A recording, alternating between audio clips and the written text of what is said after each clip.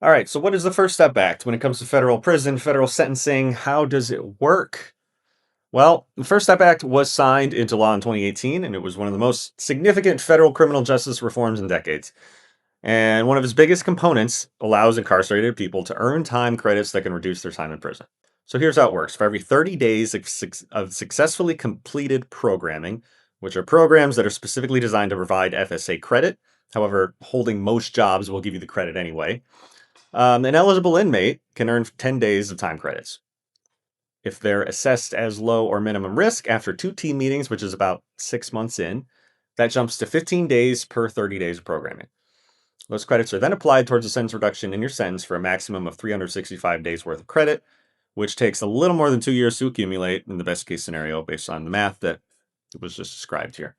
Everything that's earned after that year, that first year that you earn, is converted into earlier release to a halfway house or home confinement, and that's how that works.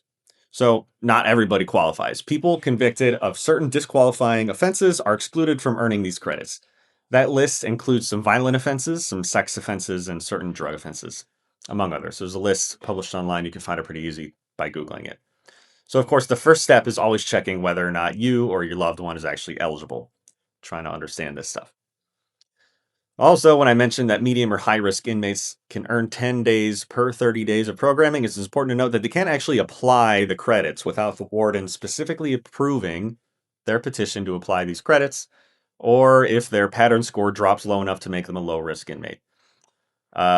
Truth be told, good luck getting a warden's approval for applying those credits. So the First Step Act, it did create a real opportunity for thousands and thousands of federal inmates to come home sooner, but only if the credits are being properly tracked and applied. If you think that something isn't adding up with your loved one's credit calculations, that's worth fighting. And that could be a long battle, but you need the right attorney. We can connect you to one. Other than that, yeah, follow for more. Drop your questions in the comments section below.